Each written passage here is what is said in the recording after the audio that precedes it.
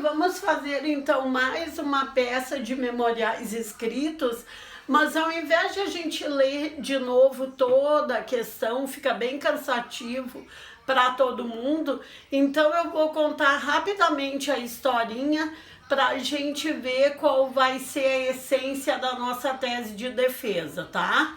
Aí depois de a gente discutir a essência da nossa tese de defesa, então a gente passa a redigir a peça. Eu sei que a gente tem feito muitos memoriais escritos que nada mais são do que as alegações finais, que a gente vê que lá pelo artigo 403 do Código de Processo Penal, essas alegações finais, na verdade, a previsão é que se faça de forma oral. Mas a gente sabe, quem vai fazer concurso ou prova da OAB, essas alegações finais, obviamente, não vão ser feitas de forma oral. E mesmo nas audiências, cada vez mais estão utilizando os memoriais escritos, ok? Então, vou contar a historinha bem rapidinho, porque é muito simplesinho, tá? O Jorge, com 21 anos, vivia brigando com o pai e a mãe. Então, o que ele pensou em fazer? Pensou em morar com a tia, que tinha 40 anos, então ele imaginou, uma idade não tão longe da minha, porque os pais dele eram mais velhos, né? A tia tinha 40 anos, ele foi morar com a tia, estava muito bem lá, morando com a tia, pegava o carro da tia e tal, a tia não se importava, era muito legal, tinha plena confiança nele, mas aí um belo dia ele resolveu que ele iria morar no outro bairro, numa favela. E o que ele fez? Ele pegou o carro da tia, levou para esse outro bairro, né, para essa favela, e deixou o carro lá e deu o carro por roubado. E a tia ficou meio desconfiada que talvez fosse alguma coisa do sobrinho, mas deixou assim. Só avisou a seguradora que o carro tinha sido roubado. Aí passa um certo tempo, o Jorge foi pego numa blitz andando com esse carro que supostamente era roubado. A polícia foi ali, né, na blitz, investiga ali o carro, etc e tal, viu que era um carro que estava sendo procurado, né, por ser um carro furtado, e prendeu o Jorge por receptação. Mas lá pelas tantas, no decorrer ali do inquérito policial, foram se dar por conta que o Jorge tinha furtado esse carro da tia dele. A tia já desconfiava, tinha quase certeza, mas ela nunca quis da parte do Jorge. Deixou assim, porque era o sobrinho preferido dela, etc e tal. Aí ela pensou, né, com certeza, antes perder esse carro, que eu consigo comprar outro, do que perder meu sobrinho para ser processado, quem sabe até ser preso e etc, etc, tá? Aí o Jorge, claro, foi denunciado, né? Começou a responder processo e tal, e daí chega no escritório da gente, chega no escritório de vocês, de que forma que nós defenderíamos o Jorge deste furto, né? Porque lá pelas tantas a polícia descobriu que não era receptação, era furto. Então a gente tem algumas coisinhas para ver antes de elaborar a peça de memoriais, tá? De memoriais escritos. Então vamos ver uma coisa, o furto simples, que foi na verdade o que ele cometeu, assim, num primeiro momento, furto simples, ele subtraiu coisa alheia móvel da tia. Não houve violência, não houve ameaça, ele saiu a passear no carro e deixou o carro lá num bairro que ele ia morar futuramente. Então foi um furto simples. Ocorre, porém, que quando esse furto ele é realizado quando a pessoa de quem o acusado furtou é tio, né? É tio. Segundo o artigo 182, esse furto, ele só pode ocorrer todo o processamento mediante a representação, é uma ação pública condicionada à representação, coisa que a tia não fez em nenhum momento. Em nenhum momento a tia foi na polícia da parte de que desconfiava que o sobrinho teria, né, furtado o carro dela. Então, e além de tudo, só quebra isso da representação, do processamento mediante ação pública condicionada à representação, ou seja, a tia tinha que representar. Só existe quebra disso aqui se a tia tivesse mais de 60 anos. Se a tia tivesse mais de 60 anos, aí não seria possível, segundo o artigo 183, inciso 3 do Código Penal. Por quê? Porque o artigo 183, inciso 3 do Código Penal, aí quebra essa representação aqui, né? Se a tia tivesse mais de 60 anos. Mas como a tia, segundo consta na questão, ela tinha apenas 40 anos, para que o Jorge fosse realmente processado e vir a ser condenado, a tia tinha que ter necessariamente representado contra ele, coisa que a tia não fez, né? Então, essa vai ser a essência da defesa na elaboração dos memoriais escritos. Esses dois artigos, o 182, inciso 3 e o 183, inciso 3. O 182, inciso 3 é quando ocorre com essa subtração, né? Esse furto contra do tio ou da tia, né?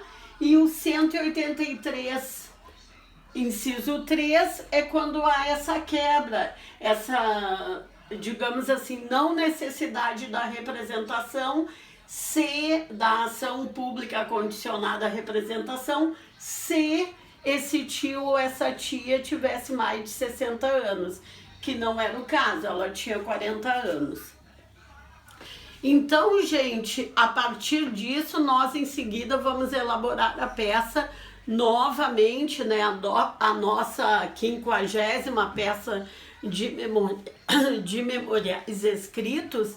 Eu sei que a gente tem feito muitas peças de memoriais escritos, mas eu penso que seja uma maneira bem simples, bem rápida, embora vocês tenham acompanhado que cada peça a gente demora bastante a fazer e não tem importância que a gente demore, porque daí nós já vamos treinando o tempo para aqueles que vão fazer a prova da OAB, né, para saber calcular bem direitinho o tempo, e não tem importância nenhuma que a gente repita várias vezes a mesma peça. Daqui a pouco vocês vão estar fazendo a peça de olho fechado. A gente só está mudando os enquadramentos, as situações, né? Esses dias, só para ilustrar uma coisinha, esses dias a gente fez memoriais de um suposto furto que teria havido dentro de um ônibus, que depois a gente viu que não foi furto, porque foi a nossa tese de defesa, porque o rapaz achou um relógio dentro de um ônibus, que é um local público de acesso a todos, né? Então o dono não estava na posse daquele relógio e também não poderia configurar apropriação de coisa achada, porque não tinha se passado aqueles 15 dias que é necessário para configurar a apropriação de coisa achada, né? E daí eu lembrei, porque eu sempre comento com vocês, porque eu gosto de juntar a literatura com a psicanálise, né? E que também sou professora de literatura, como eu já disse para vocês e você sabe. Então eu lembrei daquele conto do Machado de Assis, que de repente vocês já conhecem, talvez até um professor que vocês já tenham tido no curso de Direito tenha comentado com vocês aquele conto A Carteira, né, do Machado de Assis, que o Honório, se não me engano era esse o nome, ele achou uma carteira perdida. Qual não foi a surpresa dele quando pegou a carteira? E o pior, que ele estava precisando muito de um dinheiro. E o Honório, por sinal, era advogado, né? Então, como ele era advogado, a mulher e os parentes se botavam a gastar. Gastavam, porque advogado sempre tem fama de ganhar rios de dinheiro, né? De ser, olha, milionário. Exagerando um pouco, né, gente? Porque a gente sabe o quanto custa ganhar em cada processo. Às vezes é mais fácil ganhar a causa do que receber o dinheiro, não é mesmo? Então, o Honório, que era advogado, estava precisando de um dinheiro só para ilustrar aquele outros memoriais que a gente fez esses dias. E ele achou uma carteira. E para surpresa dele, de quem era essa carteira? Era do Gustavo, o melhor amigo dele, um dos amigos que vivia dentro da casa dele. Aí ele custou um pouquinho, né? Que tentação de pegar aquele dinheiro, porque era até um pouco a mais do que ele estava com dívidas. Então ele teve a tentação de pegar o dinheiro. Mas como era do Gustavo, amigo dele, ele pensou, não, né? Chegando em casa, quem estava na casa dele? O Gustavo. E ele com a carteira no bolso e o dinheiro. E aí ele, né, pensou, eu não tenho escapatória, deve ser um sinal, vou entregar a carteira para o Gustavo. E entregou a carteira. No momento que ele entregou a carteira, o Gustavo já pegou a carteira e já foi conferir o que tinha dentro da carteira. Ele viu aquilo e ele ficou muito chateado, porque pensou, bah, o Gustavo talvez não confie em mim, né, porque já foi conferir o que tinha na carteira.